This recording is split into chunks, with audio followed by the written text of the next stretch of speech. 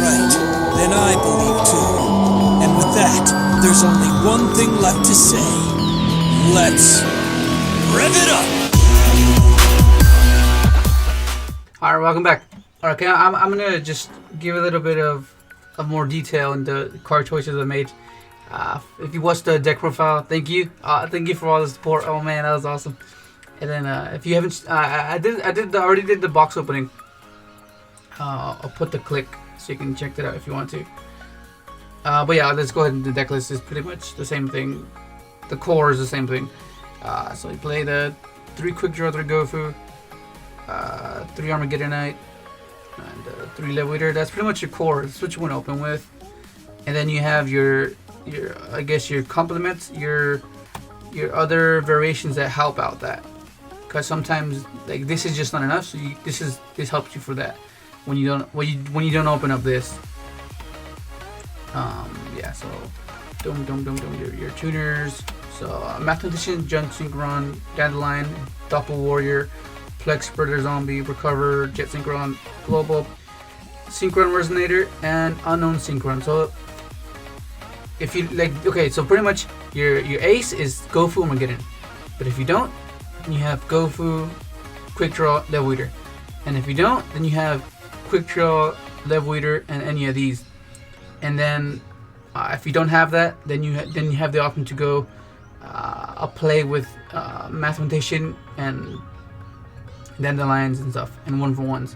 And then if you don't, then you have Junk, Doppel, and then I guess if you go second, you have that play. So I try to make it to where I have a bit more options, not just one option, which sometimes can be a bit like it's good because it's straightforward and you'll know like you have a guaranteed set play, but sometimes you need something else. And then you go to the spells. Okay, you play your searchers, you play your 3 tuning, Rhoda, War Arthdal, Death Arm Offering, Foolish Burial. Then you have 1-for-1, Teleport, Soul Charge, and then 1 day piece, Upstart, and then Allure Darkness, and then Toon Twister. I'm not playing Heavy Slump because, yeah, as I said in the video, I was like, why am I hoping they have Maxi? I mean, of course, like it gave me like when I played it. The reason I played it is because it gave me security. It gave me like, okay, if I open up broke, if I open up like hella good, then like, if they have Maxi, it doesn't matter because I can out it with Heavy Slump because you can just draw into it, you know. But yeah. So but then I played it without it, and I guess it worked out fine. But yeah, like.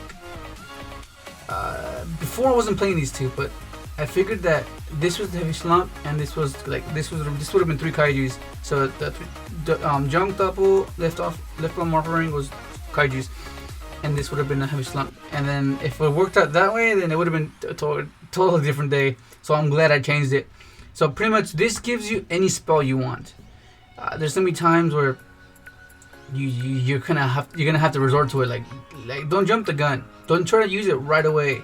Only use it if it's like the only thing you can do, because like sometimes it messes you up. Because you want to be able to set this. You want to be able to, because metaphors is a big thing, and you want to be able to have something to play on their turn. And wrecking their scales is pretty relevant. And then yeah, that's pretty much it. Like yeah, and then pretty much War Arthdal, it's pretty much for what? Hang on, let me just show you.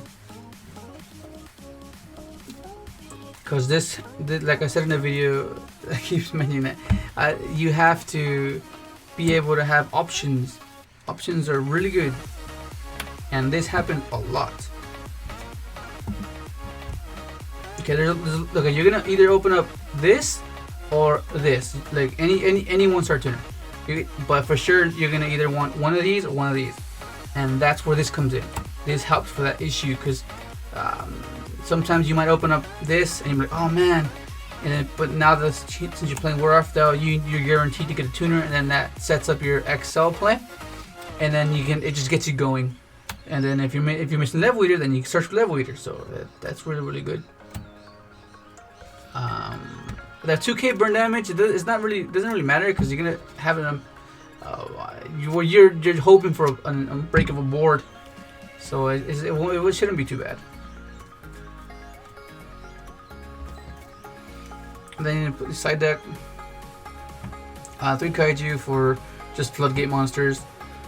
Things that can they can use on your turn, like totally a Dark Law, ABC Buster Dragon, the what's his name? The Metaphors Fusion, the 1-star Alkahist, Kieran, those type of stuff. Like, just get rid of it. And then it's good with interaction with Jet Warrior, because you can just bounce it back to your hand and use it again if you want to. System done ABC, strictly for Dweller. Like, you hate when that happens, and you want to just change to Dweller, or you just it's mainly for Dweller. Book of Eclipse for just multiple floodgate monsters that it's not totally, because totally just negate it, like Blue Eyes or ABC. Like, you just do against those type of decks, because they can't chain, they have to be fit up for their effects to be good. And then Pendulum Storm, it's mainly for Metaphors, because it's like you get rid of 3 cards with just 1 card. That's crazy. So pretty much most of the time they're gonna consistently search for fusions, the quick play fusion and the counter or combination. But you don't care about those. You care about that one unknown card that they set. So you aim to hit for that one, and that's what this is for. And then you just nuke their scales, because most of the time they deplete their hands by using the quick play, by having to fuse with their hand. So this is really good. It can buy you some time. And then this is for when you go first, because kaiju suck. And then extra deck, Shooting Star, Quick Draw, Trish, Crystal, Omega. Yeah, I remember it came up a few times, so I decided to play one Omega instead of Cipher Dragon. But you can easily cut it. You can put Cipher Dragon if you want to. Drill, Coral, Charge, Librarian, Jet, Excel, Herald, Tatsunoko, and then the 3 little guys. This is really good. I can never play less than 3. But yeah, when you play this deck, you gotta understand the risk when you play this deck. When you pick up this deck, you have to really understand that it's a risk playing it, because it's all fun and all when everything is good when you go first, but when you go second, that's when your intellect actually kicks in, and you have to actually think about what to do and if you're able to do anything at all.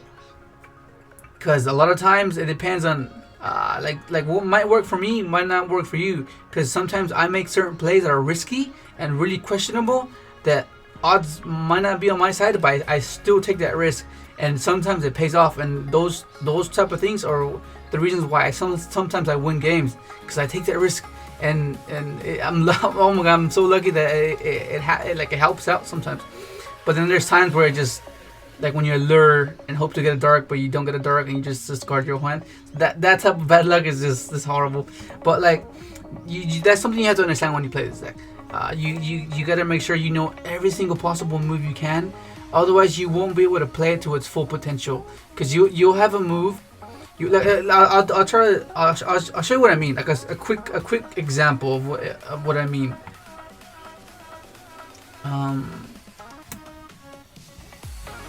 Okay, let's say you open up this. Okay, and you have like 2 random cards. It doesn't matter what it is. I'll try to be quick. I don't want this video to be too long. Okay,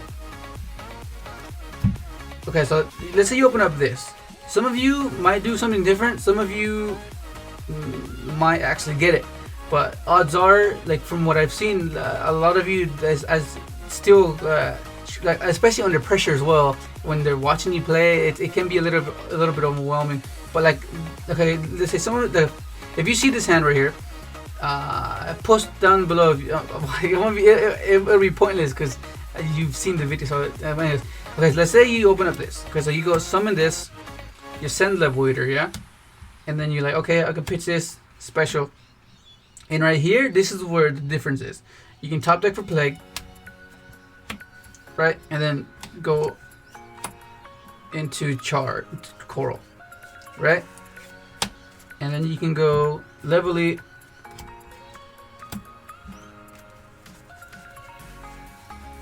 Charge, and then just draw 2. right? Your straw 2. Like that's good and all. And then you can go drill if you want to, go jet if you want to. That's good and all, but there's a better way. Like, okay, this is what I mean. Like those type of those little scenarios make all the difference. Okay, this is your hand, yeah? Trying to be quick. I don't want these videos to be long. Or 10 minutes already. Okay, so you summon this, send this, you pitch this, special this, you top deck whatever, it doesn't matter what it is. You go on 6, and right here, you do level elite coral, but you don't go into charge. You go into drill. Okay, so it's level 5 now. And then now you level elite coral, and then you go into Excel.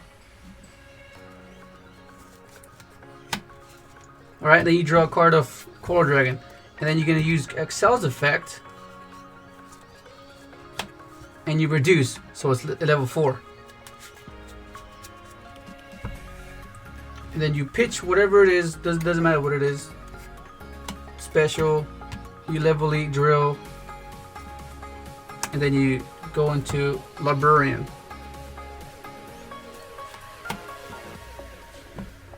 Yeah? And then you level it once more, and it gets banished. And then that gives you the formula. And then you draw 2 more cards. 1, 2, and then now you go charge.